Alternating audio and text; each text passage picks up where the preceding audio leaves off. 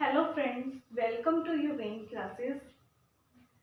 स्वागत है आप सभी का आज की नई वीडियो में। एज यू नो, हमने क्लासिफिकेशन को पढ़ लिया। सबसे पहले हमने क्लासिफिकेशन का मीनिंग देखा, उद्देश्य, पर्पस सब देखे, कार्य देखे और इसकी स्कीम्स देखी। कौन सी स्कीम किस पद्धति में आती है, क्या क्या होता है, सब हमने डिस्कस कर लिया। फिर हमने डीडीसी, डिवे डेसिमल क्लासिफिकेशन को पढ़ लिया। उसके बाद हमने कॉलन क्लासिफिकेशन को भी पढ़ लिया और इनके कुछ इम्पॉर्टेंट क्वेश्चंस थे, उनको भी हमने देख लिया था। क्लियर? आगे और इम्पॉर्टेंट क्वेश्चंस हम लेकर आते रहेंगे। आज जो मैं टॉपिक लेकर आई हूँ आपका, वो है library cataloguing. As you show in the board, library cataloguing, पुस्तकालय सूचीकरण। क्लियर? लाइब्रेरी कैटलॉगिंग, कभी आपने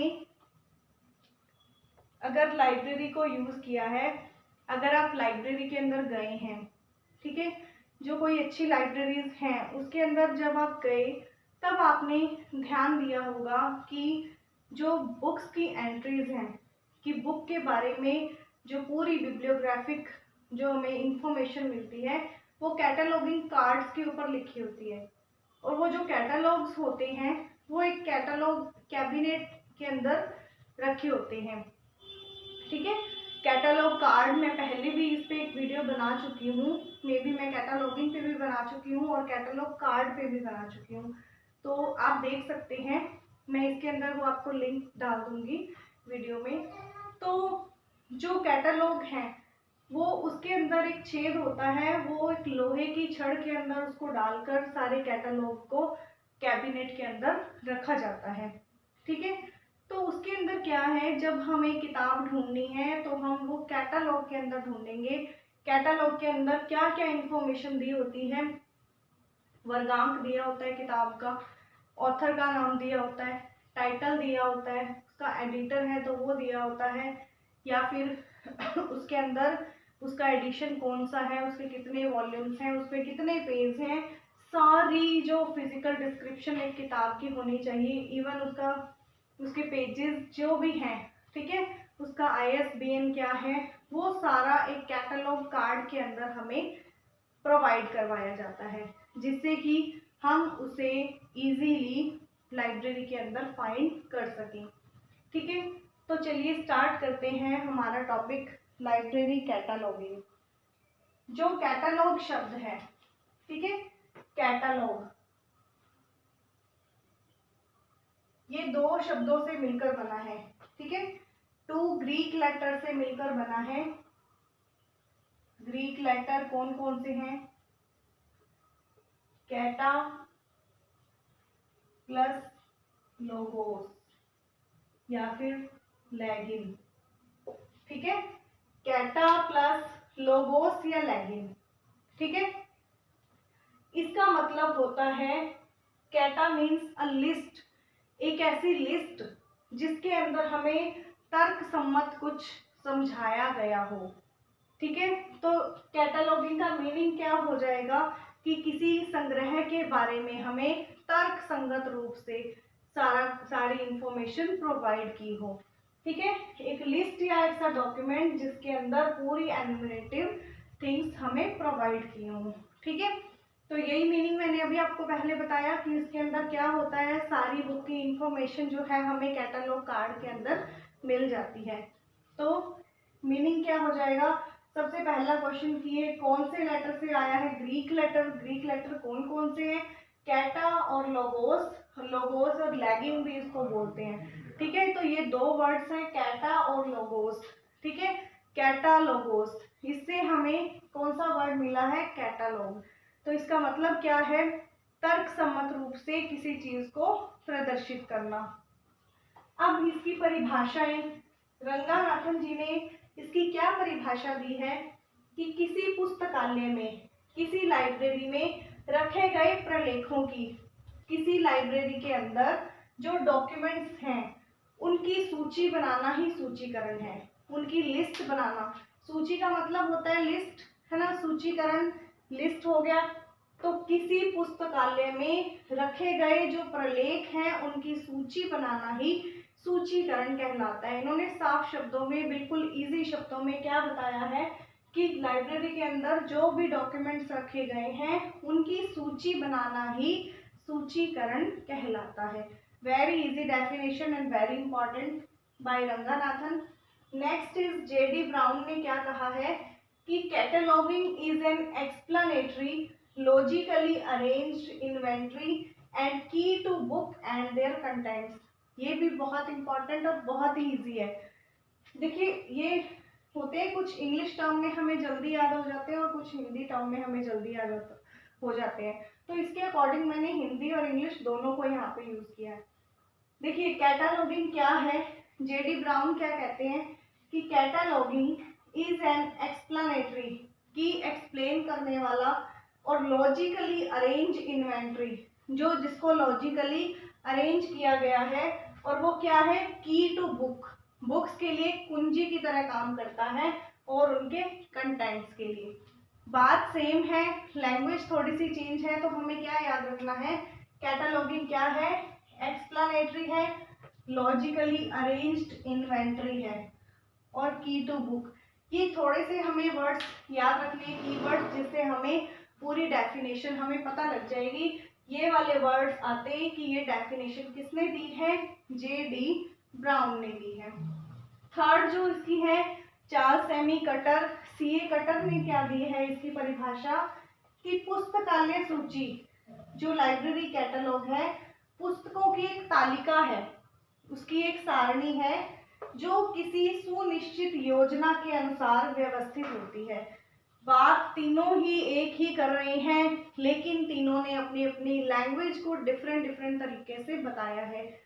वो क्या कह रहे हैं कि लाइब्रेरी कैटलॉग क्या है, पुस्तकों की एक तालिका है, ठीक है, टेबल बना दिया, जो किसी सुनिश्चित योजना के अनुसार व्यवस्थित होती है, ठीक है। कोई भी कैटलॉगिंग स्कीम से उसको व्यवस्थित किया जाता है, यही क्या हो गई, उन्होंने क्या कहा, एक तालिका है जो सुनिश्चित योजना के अनुसार व्यवस्थित होती है। तो आई थिंक ये परिभाषाएं पढ़ने में हमें कोई भी दिक्कत नहीं आएगी।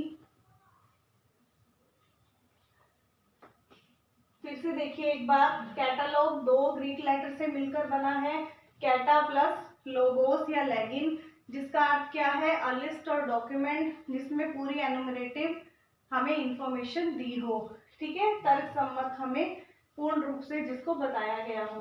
परिभाषा हमने पढ़ी डॉक्टर रंगानाथन की, उन्होंने कहा कि पुस्तकालय में जितने प्रलेख रखे गए हैं उनकी सूची बनाना या उनकी लिस्ट बनाना ही क्या है, सूचीकरण है। फिर जेडी ब्राउन कहते हैं कि कैटलॉगिंग क्या है, एक एक्सप्लेनेटरी और एक लॉजिकली अरेंज इन्वेंटरी है, और key to book and its contents, ठीक है। सीए कटर क्या कह रहे हैं कि सूचीकरण क्या है, पुस्तकों की एक तालिका है जिसको सुनिश्चित योजना के अनुसार व्यवस्थित किया गया है, ठीक है। तो ये हो गए हमारा इंट्रोडक्शन हो गया कैटलॉगिंग को लेकर। अब हम देखते हैं इसके जो पर्पस हैं, अब देखते हैं जो लाइब्रेरी कैटलॉगिंग है उसके पर्पस क्या हो सकते हैं, किस पर्पस से बनाया गया है कैटलॉग को। देखिए सबसे पहले जो सीए कटर है, इन्होंने 1876 में 8 पर्पस बताए, ठीक है, 8 पर्पस बताए। सीए कटर ने 1876 में कैटलॉगिंग के 8 पर्पस बताए, जिनको 3 पार्ट्स में डिवाइड किया, ठीक है। इसीलिए मैंने इसे अलग अलग इस तरह से लिखा है 3 पार्ट्स के अंदर, ठीक है। तो ये इन्होंने 3 पार्ट्स में इसको डिवाइड किया। इन्होंने क्या कहा कि पुस्तकालय वर्गीकरण सूचीकरण क्यों आवश्यक है, कि ये एक यूजर को किस तरह से हेल्प कर पाए।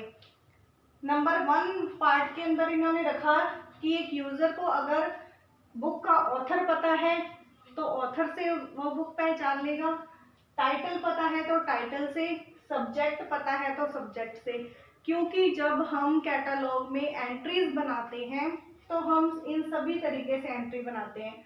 ऑथर एडिड एंट्री भी बनती है, टाइटल एडिड एंट्री भी बनती है, और सब्जेक्ट एडिड एंट्री भी बनती है, ठीक है। तो अगर यूजर को ऑथर का मालूम है तो वो ऑथर से बुक को ढूंढेगा, अगर उसको टाइटल मालूम है तो टाइटल से ढूंढेगा, और सब्जेक्ट मालूम है तो सब्जेक्ट से बुक ढूंढ लेगा। तीन तो पर्पस ये हो गए कि एक यूजर को बुक कैसे हेल्प करेगी। उसके बाद यूजर क्या जानने में सक्षम होगा एक कैटलॉग से कि एक लेखक के ऊपर कितनी बुक्स हैं लाइब्रेरी में, ठीक है, एक विषय के ऊपर कितनी बुक्स हैं। मान लो उसको एक सब्जेक्ट है, ठीक है, मान लो वो कैटलॉगिंग पे ही किताबें ढूंढ रहा है, तो अगर उसको सब्जेक्ट कैटलॉग की तरफ जाएगा तो उसको पता लग जाएगा कि इस सब्जेक्ट के ऊपर कितनी किताबें इस लाइब्रेरी के अंदर अभी अवेलेबल हैं। और क्या पता चलेगा कि साहित्य के ऊपर कितनी किताबें पड़ी हैं। अगर वो लिटरेचर में जाकर फाइंड करेगा तो उसको पता लग जाएगा कि कितनी किताबें लाइब्रेरी में अवेलेबल हैं और वो अपनी ज़रूरत के अनुसार ले आएगा। देखिए 6 उद्देश्य यहाँ पे सिद्ध होते हैं। 2 और क्या है कि यूजर की हेल्प कैसे की जा सकती है कि डिफरेंट एडिशंस के बारे में बताकर, एडिशन की भी एंट्रीज होती हैं, तो हम जो लाइब्रेरियन है वो क्या करेगा, डिफरेंट एडिशन के बारे में भी बताएगा कि किताबों की एडिशन भी हमारे पास अवेलेबल है। दूसरा, पुस्तक की प्रकृति बताकर कि पुस्तक का क्या नेचर है वो लाइब्रेरियन उसको हेल्प करेगा। तो इस तरह से 8 पर्पस चार्ल्स एमी कटर ने बताए 1876 में। इसको 3 पार्ट्स में उन्होंने डिवाइड कर दिया। एक तो ऑथर कैसे ढूंढेगा, ऑथर टाइटल या सब्जेक्ट से। एक उसको पता लगेगा कि किसी राइटर की कितनी किताबें हैं, विषय में कितनी किताबें हैं और साहित्य की कितनी हैं, और 2 ये वाले। क्लियर, यहाँ तक क्लियर हो गया। नेक्स्ट देखते हैं, एक कॉन्फ्रेंस हुई थी 1961 में, ठीक है, कैटलॉगिंग की इंटरनेशनल कॉन्फ्रेंस हुई थी जिसका नाम था ICCP, इंटरनेशनल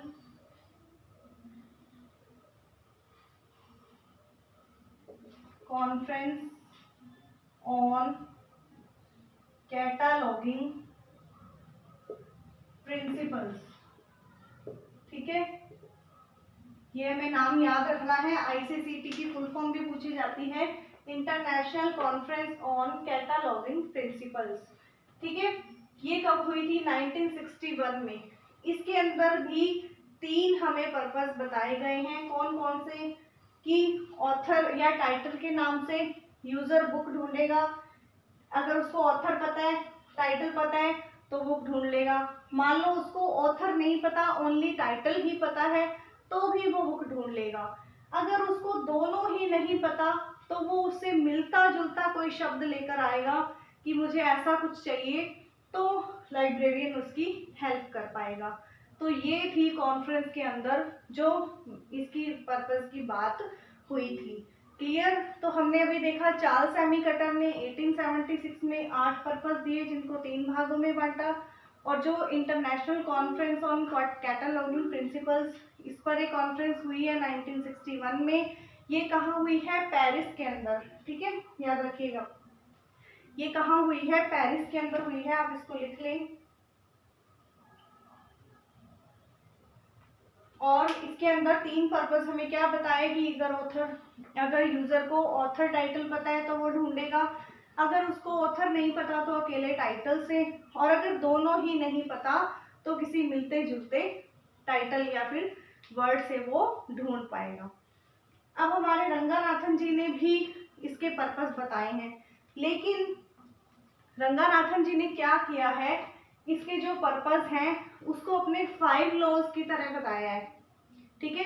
जैसे रंगानाथन जी के 5 लॉज क्या हैं कि एवरी बुक्स फॉर यूज, तो उसको उन्होंने यही कहा है कि कैटलॉग के अंदर भी ऐसी कैटलॉगिंग व्यवस्था हो जो कि किताबें हर यूजर तक पहुंच जाएं।